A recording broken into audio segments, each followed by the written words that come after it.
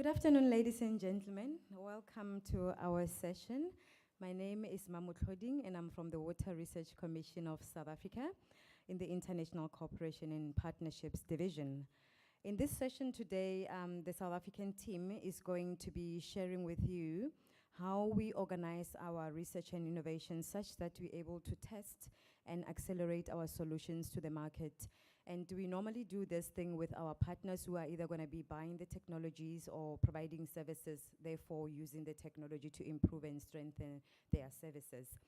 And we have a program that is called SAS Step, which stands for the South African Sanitation Technology Evaluation Program, SAS Step.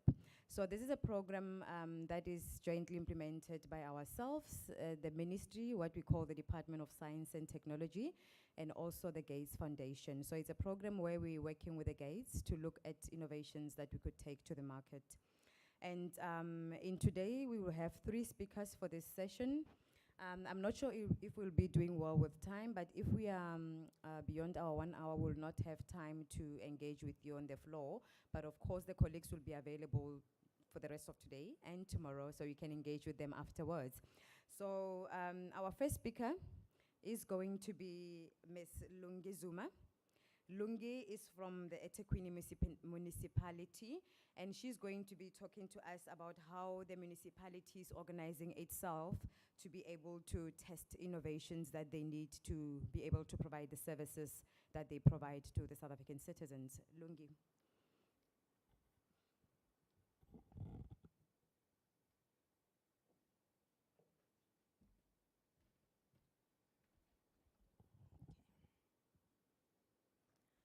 Good afternoon, everyone.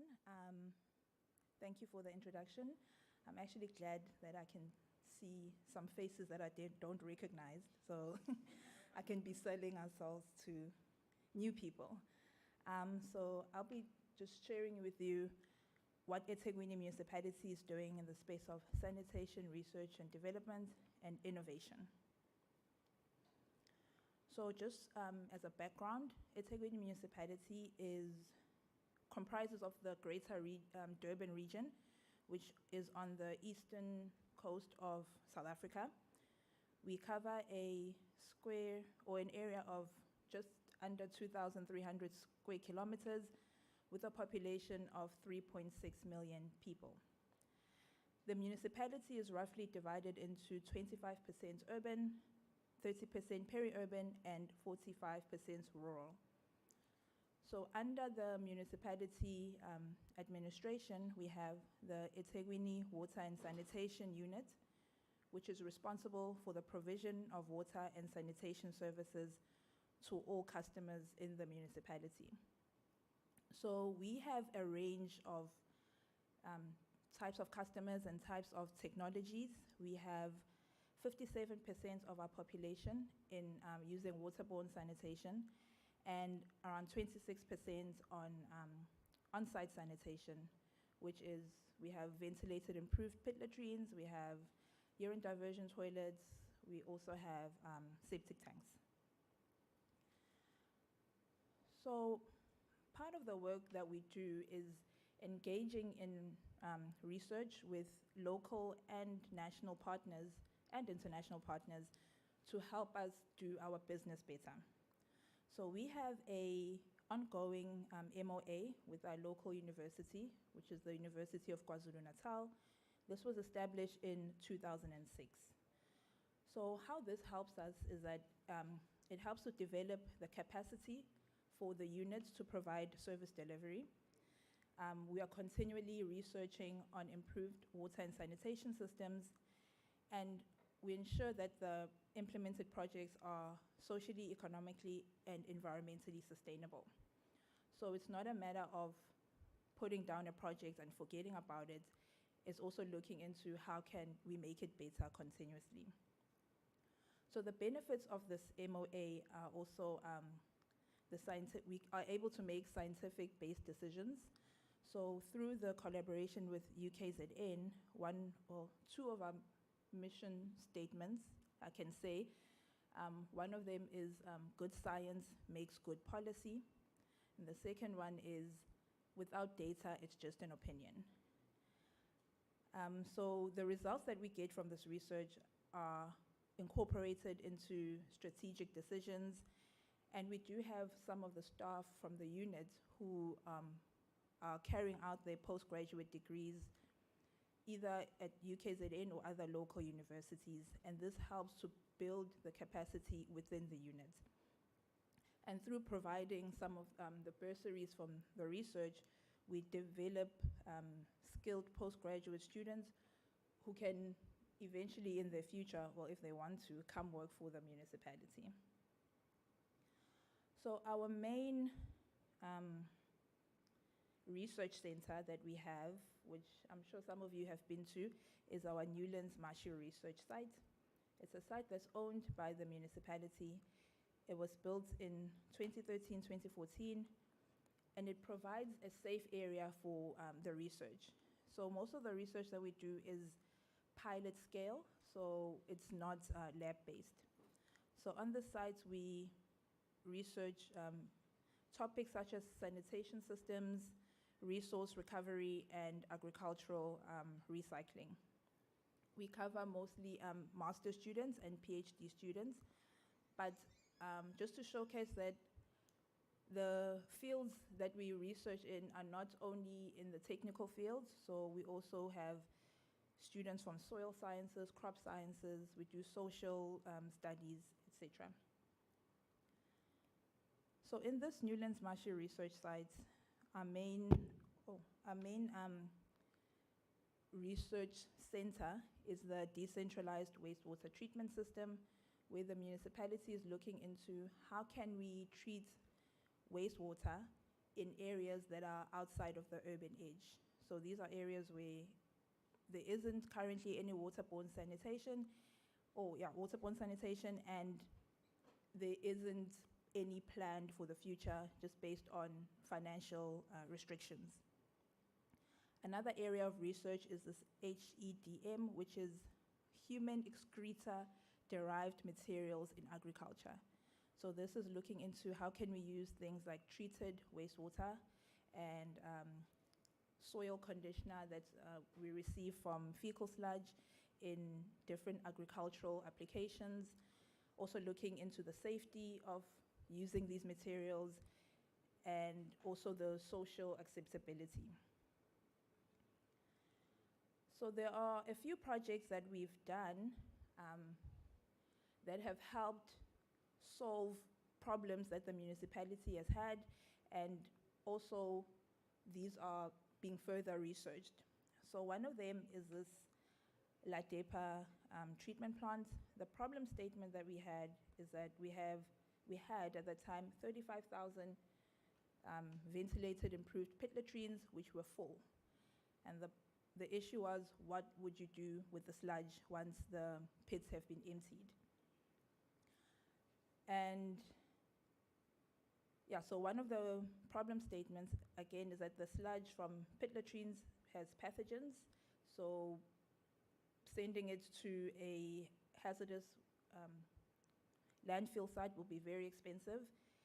And also some of the contents of the pits, you get a lot of rubbish that people throw in the pits due to, I guess, the habits, and also maybe in some areas there's a lack of solid waste collection. So people use pits as their dustbins. So one of the solutions that our engineers came up with was this Ladepa, which stands for latrine pasteurization and dehydration. So this machine solves two problems. It separates the sludge from the rubbish, and then it pasteurizes the sludge so that it gets rid of the pathogens. Just to go through quickly what it does, or maybe, okay.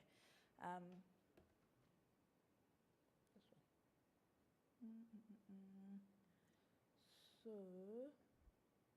the sludge comes in just like at the back of these screws.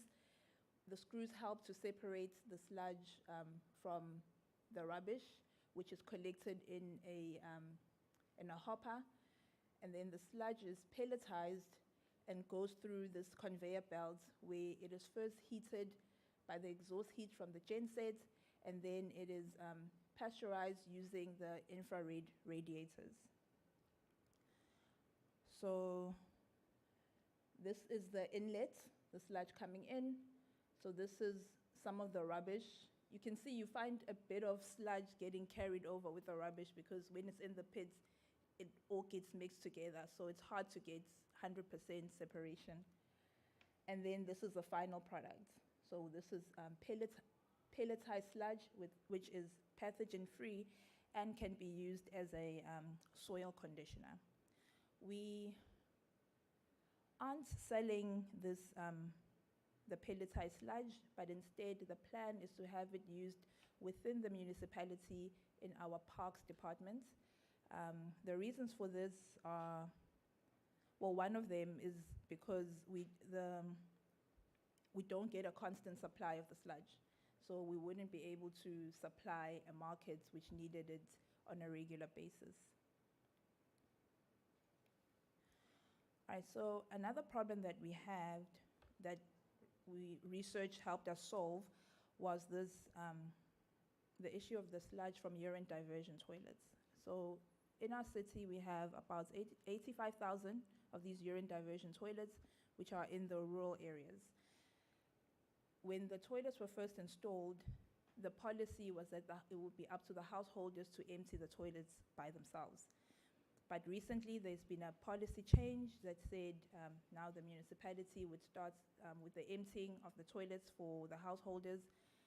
And the problem came as to what do we do with the sludge? So you would think to yourself, why don't you use the same LaDepa machine? But the types of sludge from the VIP toilets and the urine diversion toilets, the characteristics are different in such that you can't use urine diversion, you can't treat urine diversion sludge in the LaDepa machine. So the two solutions that were come up with for this problem was first the rural model, which was in areas that were remote. Once the toilet had been emptied, the sludge is buried on site.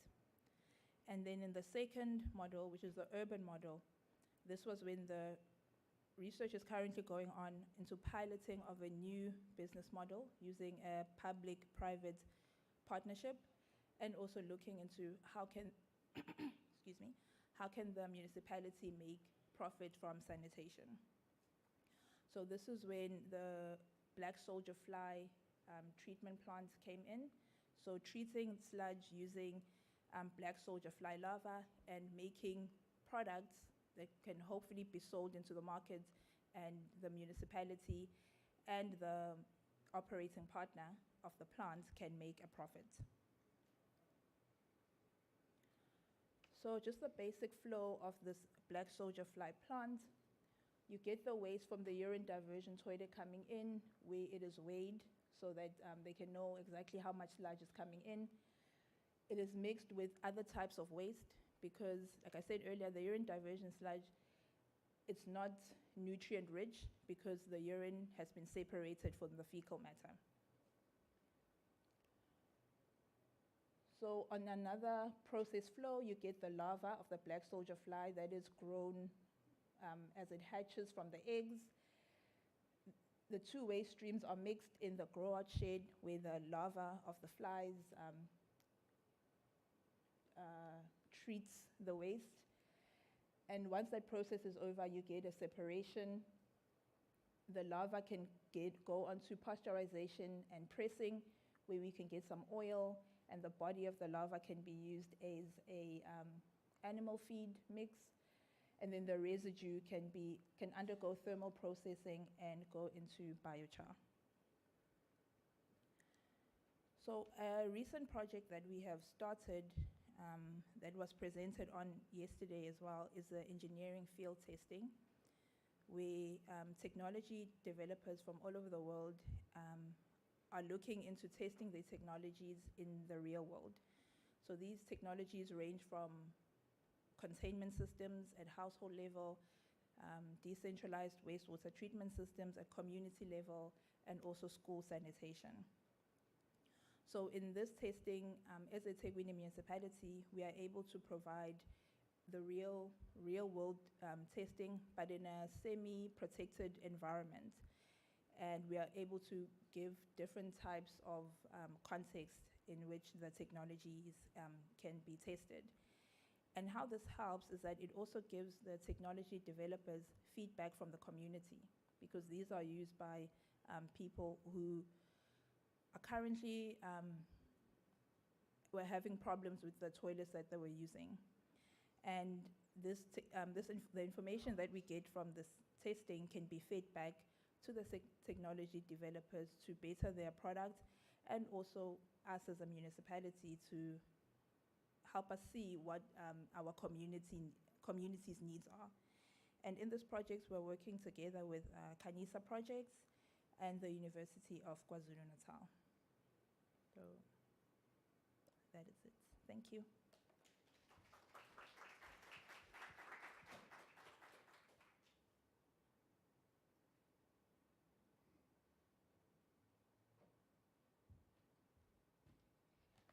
Thank you very much, Lungi. And the next speaker is going to be Dr. Valerie Naidu. She's the Executive Manager for Business Development and Innovation in the Water Research Commission of South Africa. And she is going to introduce this sanitation technology evaluation program that I spoke about, so that you just understand what we're trying to talk about here. And further share with us how we're using the program to organize ourselves for industrialization and commercialization. Over to you, Val.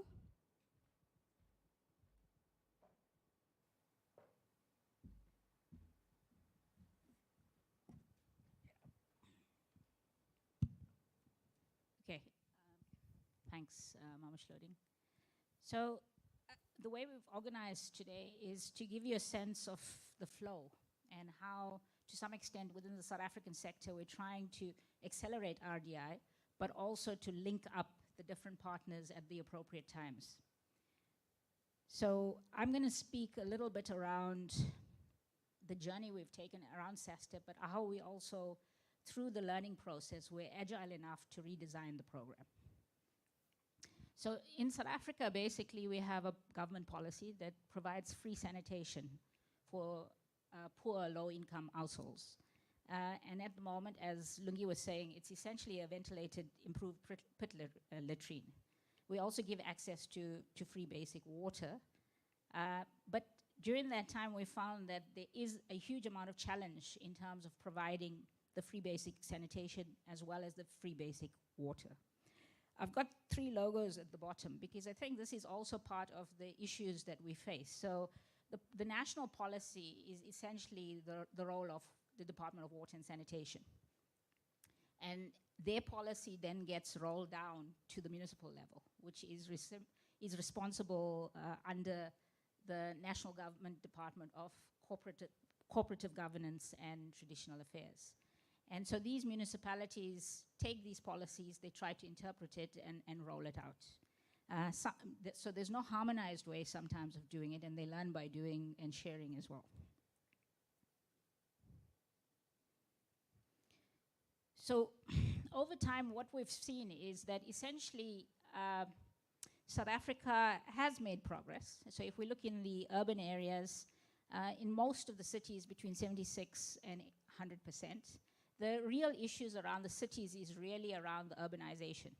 So you've seen some of those pictures there. In South Africa, you can see informal areas right next to very formalized planned areas, but you also see very difficult terrain in which people go and settle down. But the bigger issue is probably around some of the rural spaces where, to some extent, there isn't enough money. The municipalities that have to roll out services in those areas also don't have capacity. And it's a much more difficult problem because the settlements are spread out, the terrain is difficult, sometimes there's no water, etc. So over the years, the WRC in its research portfolio was basically doing research, understanding how the policy was rolled out, what technologies were being used, and what was the state of affairs on the ground. Over time, we've basically found that water shortages are a major issue. There's still a very unequal service within the South African space in terms of rolling out technology. There's such a proliferation now of informal settlements, and it's become a really difficult issue in the cities at the moment. So what Lungi was talking about, even for the gates technologies, I mean, that's like extreme environments of really pushing the next generation technologies because there's such variability in unplanned zones. But also we found that over time, the technologies that we currently are rolling out for basic sanitation are deemed by most of those people to be inferior. So there's a rejection sometimes of the technology and a lack of ownership. And they do have a sort of an aspirational view of trying to get to sort of the flush toilets or the waterborne toilets. So over time, we've also realized that trying to then cost full waterborne is not suitable from a physical constraint point of view in terms of water, but also from a cost point of view. And that the technical capacity for some of these technologies is just not there in the rural spaces. The issue of affordability, obviously, in a space like South Africa, where typically the rural spaces will have far less water far less money, basically, to spend on sanitation. And so we've started to test a few new things around service delivery models as well in that space. So initially, when we started off, we saw the gates technologies as a great almost enabler, signaler, the space with which a portfolio of technologies could be tested. And maybe within that space, we would find some of the solutions for South Africa. So with the Department of Science and Technology and the Bill and Melinda Gates Foundation, we created what was known as the SAS Step Program.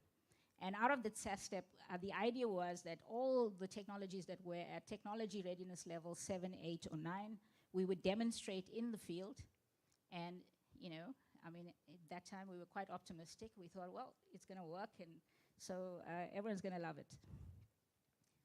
But the lessons on the ground also started to show that, to some extent, we can be excited by the technologies. But how do you get the market excited? How do you get new investors excited? How do you get the other government departments, who all have a role to play in supporting this commercialization chain?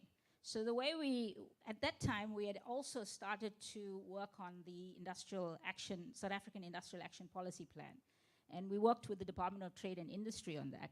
And the reason we did it is we basically felt we needed a pull factor, a pull lever within the system. So we were grateful that we were able to get the water and sanitation chapter in that policy action plan. And the idea was then to say, okay, now you've got some incentives. Now you've got another government department in addition to the Department of Water and Sanitation, which is pulling the need for solutions. We did some studies with the Department of Trade and Industry and TIPS. And basically, you can see here, these are the projected costs for 2015 to 2030 to enhance the sanitation access into the market. So essentially, it's a total of about 1.4 billion US annually. So I know when we start talking about India and China, the number seems very small in comparison. But for South Africa, that's a major space where there's growth in the space of new business for SMMEs, etc. So this is not a small number if you convert that, of course, to the South African rands. So we also started to look at, okay, from a conceptual systems view for a sanitation industry, what are all the different enablers and drivers that we have to start looking at?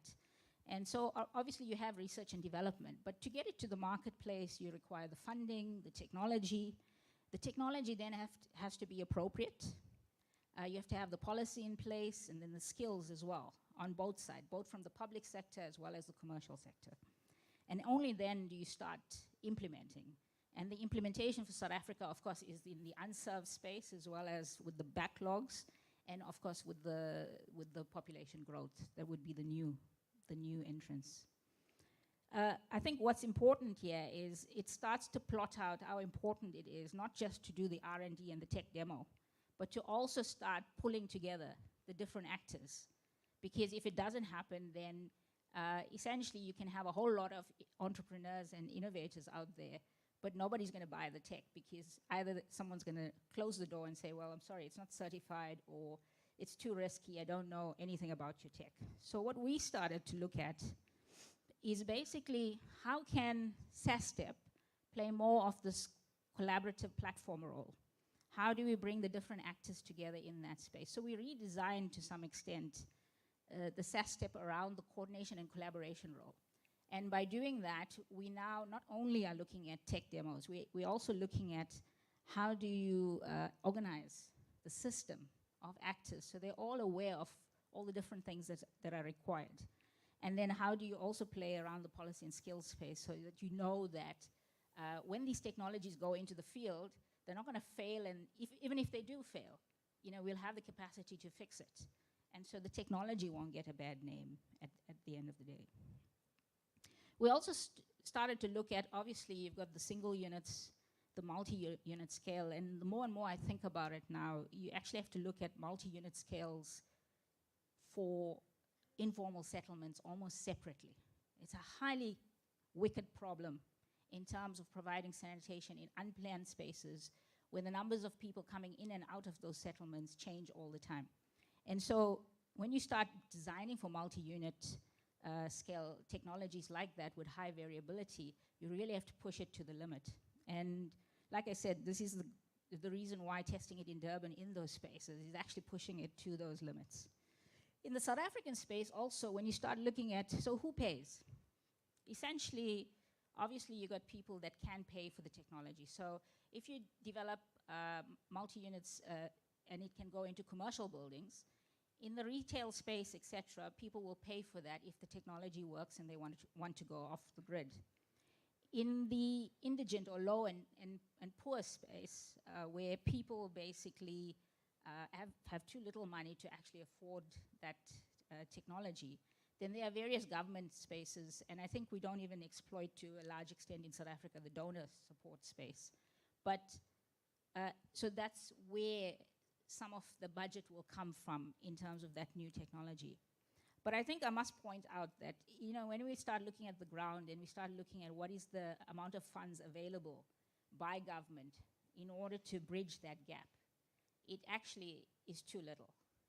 So South Africa has to also start rethinking about how it's going to finance it. So when we started to look at SAS Step, we started from first principles and we said, okay, fine, why are we doing this? What if we did nothing? Is it an option for South Africa? And we basically said, well, essentially we are basically heading towards that edge. So there is no do-nothing scenario in South Africa. Hence, you have to continue with a program like this to provide more technologies. The other option, of course, is can we create expanded sewerage facilities?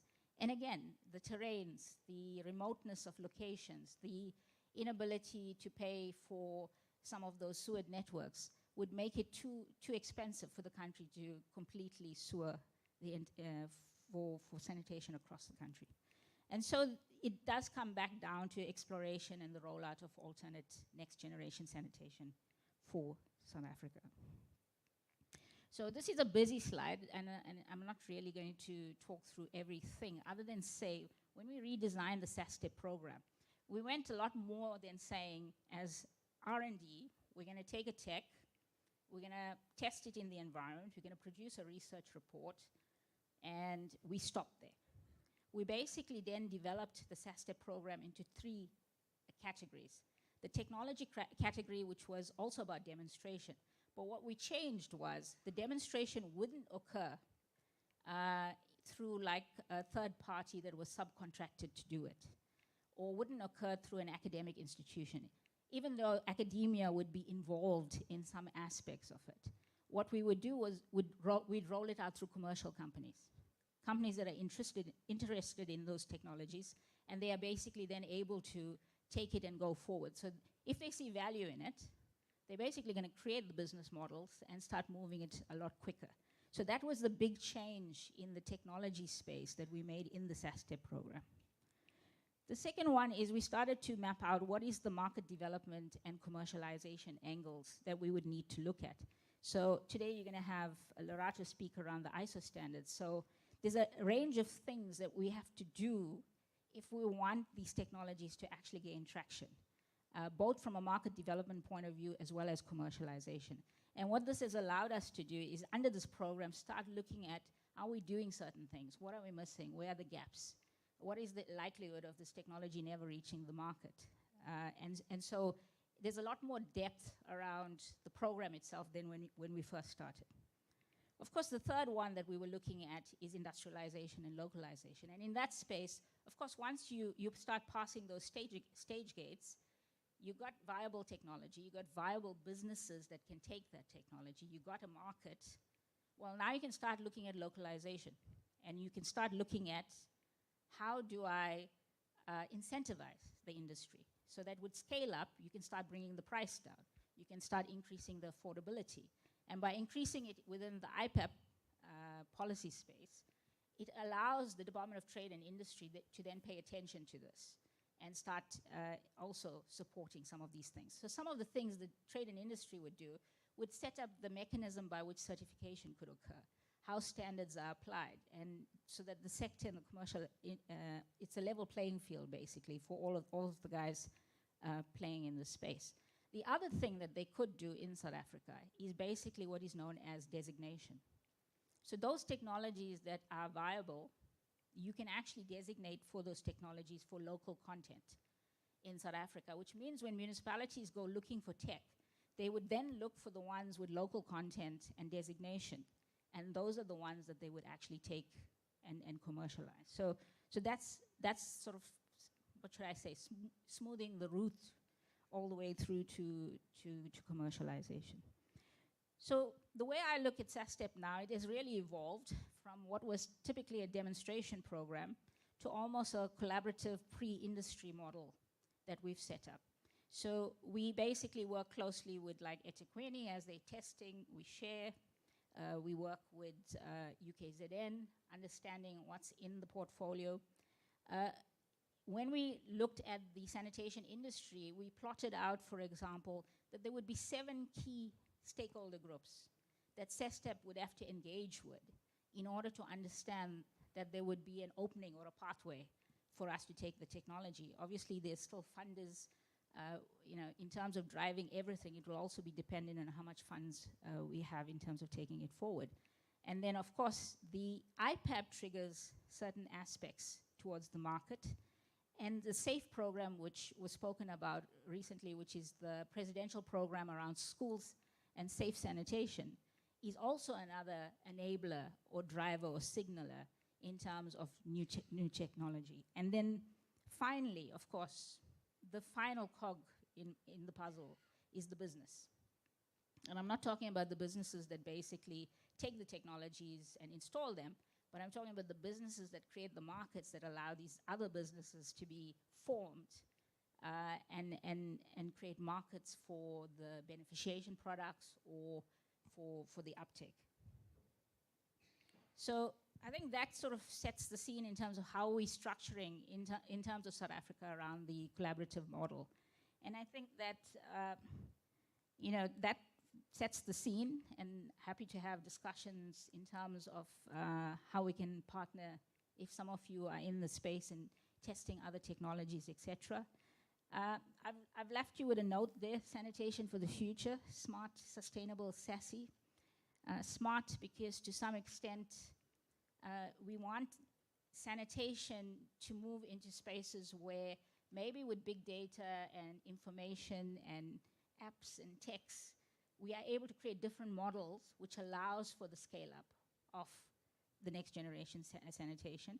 Sustainable because to some extent we are driving the circular economy. We want the sanitation not just to be an intervention and not just to be a container, but to actually transform the waste into something that we can use. And the reason I say SASSy, because if we're really serious about markets, your technology that you put out there must hit an emotional connection with the people you're going to implement it with. Anyone that does marketing of products will tell you, you take your tech or can't be functional. And I think we come from a space in water and sanitation where everything is very functional. And so people just kind of accept it, and there's no real connection. If you're going to move into the market space where people are going to pay for these things, there must be an aspirational value to it. They must want it. the same way that people nowadays will spend money buying the phone or buying the Nike or whatever. It's those kind of aspects that open up the marketplace. So with that, I say thank you.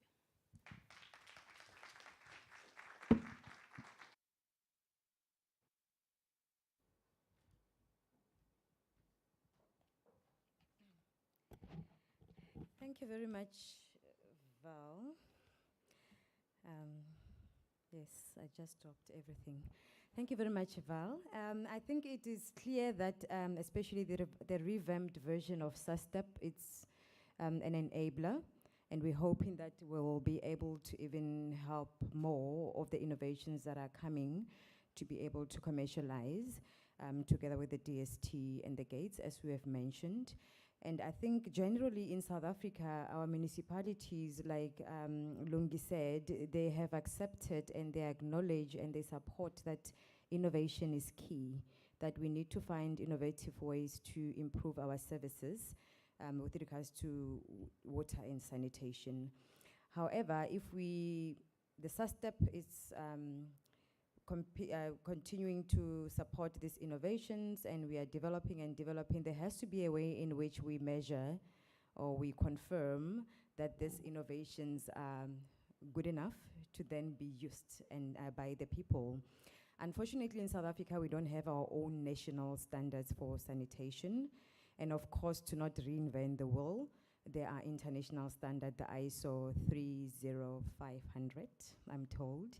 So we are then, as South Africa, trying to adopt and comply with the ISO 30500 as we're doing these innovations that we are doing to make sure that when they get out there, they are safe and they really comply. And we have a body that is called the South African Bureau of Standards, which is then the one that is mandated to make sure that all the solutions that we are developing are compliant and they really follow the ISO 3500 standards. So we have with us our last speaker, Lerato Mahalo, who's from the SABS, the South African Bureau of Standards, and she's going to be telling us how the Bureau is trying to ensure and really make sure that we are safe to use whatever these new solutions are coming to us from the South African perspective. Over to you, Lerato.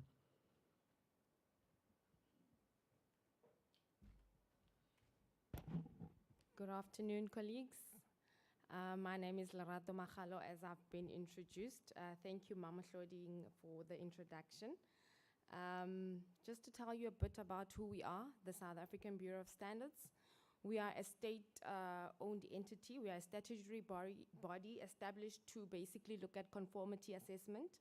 And we are 3 divisions in total within the SABS.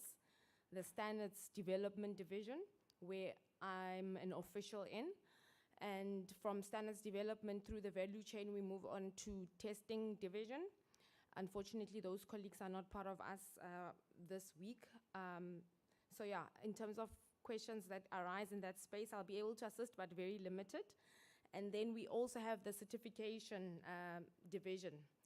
So it starts with us in the standards division, that we develop the standards that testing can be done against, and eventually products are certified against that. Sorry, I didn't ask how to do the green one. Okay. All right.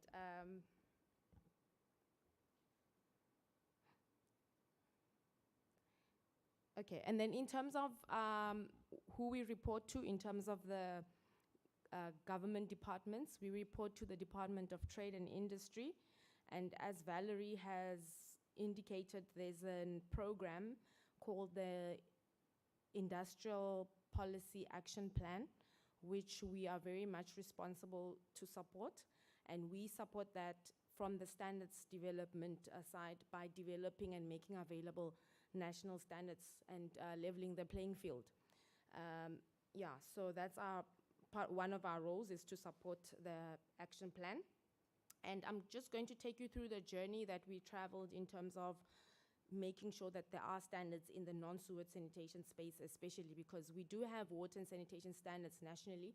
However, in the non-sewage space, it's a very new field as we are sort of forced to move towards that direction, considering the challenges we have with demand of water exceeding availability, remote areas, and so forth, as the previous speakers have already indicated. So for those of you who are not familiar with the standards, the ISO 30500, which is the non-sewage sanitation systems, the prefab units that has been the buzz, the topic, but we are also participating in the development of another one now, the ISO 31800, and that's CD because it's not yet a published standard. But that's the community scale oriented sanitation treatment system. So from the prefab units, the next standard then discusses the treatment systems for community scale.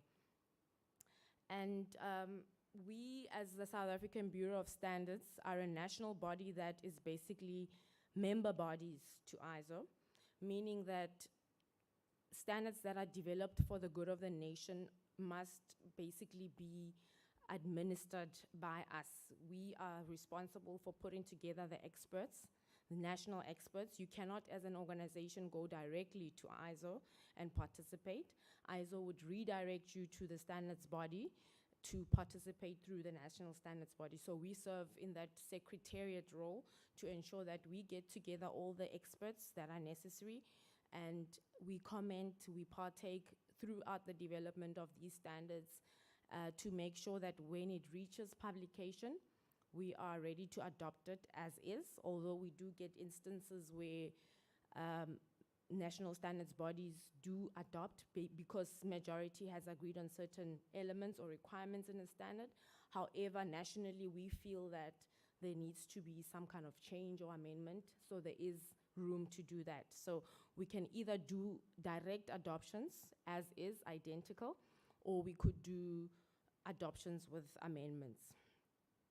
So the journey that we've traveled is that we've been part of the PC 305 that was developing ISO 30500 from the get-go, from inception.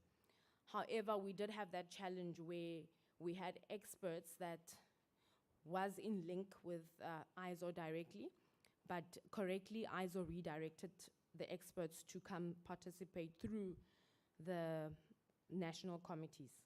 The challenge then was that we didn't have a national committee that was looking at non-sewage sanitation as their scope of work. So we had to go back to the ground and identify stakeholders that we could put together to say, these are the people or the experts that we feel could put the South African voice forward in terms of adding whatever we feel needs to be in the standard at ISO level. So then ANSI joined up with us. We did a workshop nationally. We identified stakeholders. From what we had identified as 4 to 5 key stakeholders, that workshop proved to be quite fruitful because we found that we had left out quite a number of stakeholders. We ended up with far more than we anticipated, in the range of 15 organizations participating to date. And then we were able to move on then to establish a national mirror committee. And today this committee is called the SAPS TC 138, Subcommittee 7. And this subcommittee deals purely with non-sewage sanitation systems. So our new innovative sanitation systems, because we do have standards for water and sanitation, but these are the more conventional type of systems. So that allowed us to be more inclusive in our process, to have different opinions, different views, which sort of makes it good in terms of national standardization, because then we hear everyone's opinion and we try to meet consensus. And consensus, by definition, in the standards world or standard term, is not the absence of opposition. It's just merely making sure that there's some kind of synergy. There would be a few items where we don't all 100% agree, but then we move forward in terms of, there are numbers in calculating what consensus is, and we go by those numbers, and eventually standards get published. So part of this workshop that we had jointly with ANSI was then what happens post-adoption of the standard, because all well and good that we have the standard, but if we don't implement, monitor, or ensure that there's compliance to the standard, then it's as good as useless, if I can call it that. And we have identified that in the South African space, such a standard would need to be referenced in regulations in order for it to be enforceable. So then the likes of our Department of Water and Sanitation would then need to make reference to the standard in their regulations in order for everyone to comply, or as an option to the standards that already exist in the conventional way. So then the other consideration post-adoption is who's going to test? Are we ready to test? The prototypes, as Lungi has already indicated, have been tested mostly by the University of KwaZulu-Natal. And as the South African Bureau of Standards, as I indicated, we also have a division in testing. We are getting ready, only now, unfortunately, to sort of test to this. And we are in talks. We are being supported by the two SUD colleagues to also just get us ready in terms of testing for the standard, against the standard. And where we are now with the actual adoption of ISO 30500, as I said, TC 138 Subcommittee 7 has met, and the resolution taken was that we are going to adopt the standard identically as it is. However, based on the WTO TBT agreement, we do have to put it out for public comment so that we reach out to those who were not part of the formalized structures within the SABS to also have their word or comment. And that's the time of uncertainty. We don't know if we're going to have any comments. We are hopeful that we won't, because we did touch quite a wide range of stakeholders throughout the process. However, should we have any comments, we would need to procedurally then entertain and resolve that comment. Should there be no comments, then we will publish it as a South African national standard, an identical adoption of ISO 30500. Okay, we also participate in 318, but I'm not going to bore you with those details for now. The lessons learned for perhaps other colleagues that could be in here that would like to take this back to their countries for a possible adoption is that it's very important to identify national stakeholders from the stages where the project is initiated at ISO level, and not wait until its comment period, because you might miss that commenting stage while you're still trying to gather your national stakeholders. And you must formalize the expert structure, as I indicated earlier, that you do find that some of our colleagues, because it's such a small world, reach out to ISO before coming through the NSB, and that's not a formalized structure. So it's very important that you formalize those structures, that we follow due process in terms of putting together technical committees. And we've also learned that we need to consult regulators from the get-go and get their buy-in, because they need to then be referencing these standards in order to make sure that they get enforced and implemented. That can be a big stumbling block if that doesn't take place. And we need to also plan for post-publication, as I indicated. What then, after you've adopted the standard? Who's going to test? And who's going to make sure that there's conformity and we're complying to the standard and so forth. So it's very important to identify those quite early. I must congratulate my colleague from Senegal Standards Body, Abdurrahman, for beating me to publishing the standard before me. And if you are not part of standards development in your countries, your respective countries, I would urge you to contact your national standards bodies and participate. Everyone has a reason to participate. If you want to set the standard, because if you're a subject matter expert, be there to set the standards. If you want to test, be there to make sure that the test requirements make sense to you. You can be ready to test according to those requirements. And if you are wanting to regulate, also be part of the standard. And if you also want to make a profit out of the poo-poo, be there and set the standards. There's an option of observing. You don't always have to carry the weight of a participating member. And by that, by participating member, what I mean is that you have an obligation to vote. By observing, you can just observe, as the term says, and provide comment as well. But I think everyone has a role to play in standardization. And if you have not heard of adopting ISO 30500 in your respective countries, I would urge you to start discussing and start the process. Should you need any other support or advice on how we navigated around it, even Abdurrahman, I'm sure, would share with you, please do shout. Thank you very much, colleagues.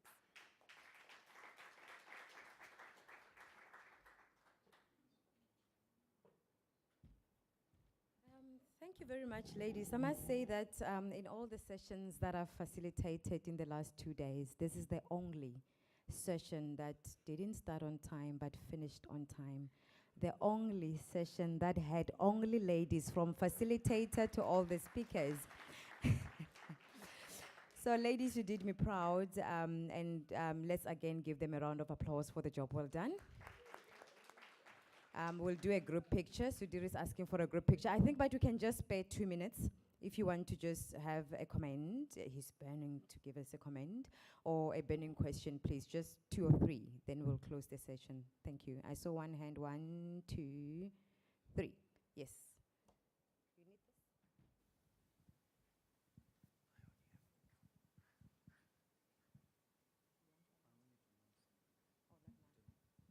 Not now. Okay, yes.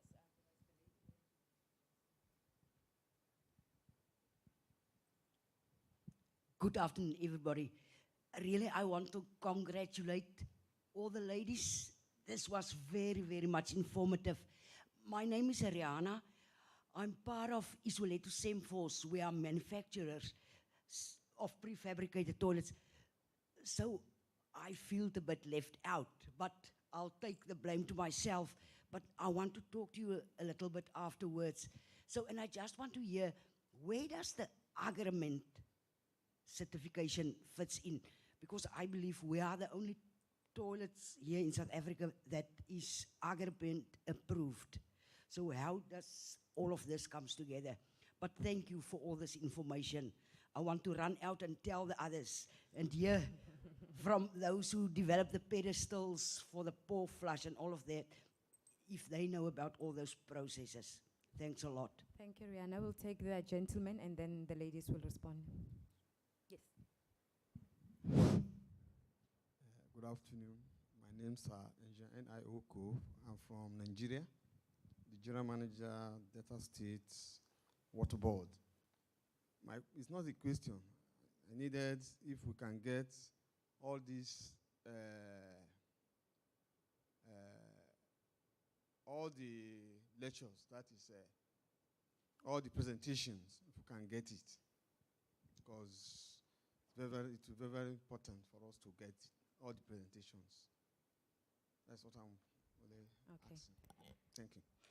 Yeah, I think all the presentations that have been done in parallel session, plenary session, as I've said in the morning, they will be available. The organizers said in a few weeks. So all participants, they have our email addresses. They'll send us a link. Then you'll be able to download all the presentations from day 1 until the end. And then I'll just give the floor to Lerato to respond to Rihanna. Yeah, we'll respond and then, okay, let's take it because it's One more just question. one. Okay. Good afternoon. Thank you for those wonderful presentations. I'm from Zambia. I'm Peter Mtale, the Chief Inspector for the regulator in Zambia.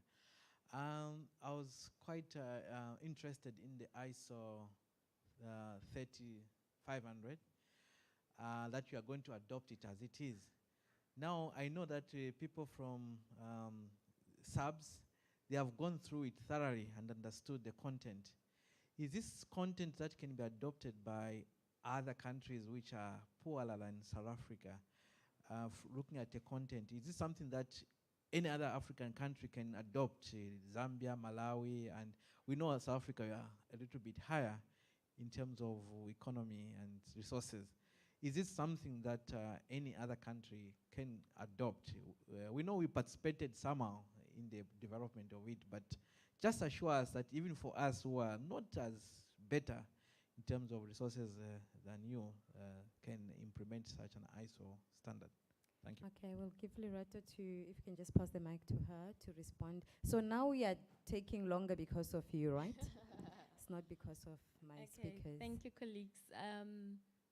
Rihanna, Agrima usually develops standards where national standards don't exist. And when there's now a wider need for national standardization, they hand over the baton to us to develop national standards. So you would find Agrima certification against where there's very few players in the industry. The minute there's more and there's a need to nationalize or standardize nationally, it moves over to us. So they are a sister sort of to us, yes. And then the other question, the gentleman there, in terms of readiness for other African countries, yes, I do believe that the standard considered the poor and the more elite, if you can call it that. It's going to be a process. I think Valerie indicated that it was like what cell phone technologies, how they came about in the market. It was a very high thing to reach for, and eventually even a grade 4 student or pupil has a cell phone. So it's going to be a progress, long road to eventually having all of us use these prefabricated units, but it's a start, and I do believe that Zambia can also take part and, yeah, comply. Yes, Valerie will talk to him later. I'm still seeing hands. Really, this is the last two hands. Can I respond to the Zambian question? Yes, Jay, you can respond. We don't make aeroplanes for the poor that they fall down. You know, all of us travel on a very high standard plane. We don't discriminate between rich and poor. So the standard is designed for people's security and the technology performance. It doesn't discriminate between rich and poor. The standard will drive that the costs will come down as the market increases. You know, so I think that perception in Africa, we shouldn't lock it to say we have poor people and we should create poor standards for them, okay, because it's too expensive. My domestic has a better cell phone than what I have, okay, and it's an aspiration and it's an affordability thing.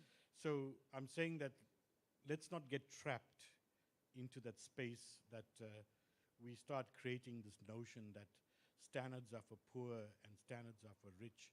Let's look at performance, quality, and those aspects that are equitable for everyone. Thank you, Jay. There's a lady here, and then the last remark will be by our CEO, Mr. Valerie Naidu. I just wanted to respond to you and let you know that the Zambian Bureau of Standards is currently looking into adoption. They have a technical committee, and it is expected in the first or second quarter of this year that it will be identically adopted in Zambia. So if you're interested in participating further or potentially on PC 318, I would encourage you to reach out to the Zambian Bureau of Standards, and if you need a contact, I can get that for you. You must raise your hands today if you want to speak. And I think I've closed the session. Now we're going to hear from the CEO. The rest of the conversation, we'll take it outside the room. We need to go and prepare for dinner, colleagues. Thank you, Desigan. Thank you. Chair, I've been warned about the time. I just want to make a couple of quick comments. The first is that the tight narrative around the design of this session is really admirable. Because the flow into this thing, and this is the way we need to keep talking about things. Because we have very good solutions in different components, and because we aren't able to put them all together, we don't have the impact that we're seeking. So whoever designed this, congratulations for doing so. And you had 3 excellent speakers, and a really good job. I haven't worked out what the Lord of the Rings thing has to do with everything else, but I'm sure I'll find out in a while. The second thing that I want to say, this is the main comment, is that we have to do a lot more Africa sharing. And we need to have a pan-African approach to what we're doing. And earlier in the week, when the ministers had met, we were, and I'm sure it'll come out in Minister Nkwinti's closing remarks tomorrow, around organizing for this to have that presence, Pan-African test beds, Pan-African standards conversations, Pan-African innovation, because this is the only way to go. Because we should not be able to talk about it the way our colleague from Zambia has talked about it just now. What he's talking about is factual, but we have to work together to make that non-factual, because the sharing has to happen. Because the thing that must be obvious to people is that the place where the new technological platforms are going to be mainstreamed is probably this continent. So this opportunity to lead must be grasped. This responsibility to lead must be grasped. And sanitation provides that space. Thank you. Thank you very much, Desigan. And with that, I'll give the gentleman, my right-hand man, the opportunity. He wanted to announce something. And then after that, if the speakers can we please kindly come to the front so that we take a group picture. Thank you very much. Thanks very much. So as the sub-theme lead of this whole track session, just from the organizer's perspective, just a few announcements. There will be shuttles going to the dinner, leaving from the convention center here at 18 hours, and will run every half an hour. And they'll also be leaving from the Stay Easy hotel from 6, also running on half an hour circuits.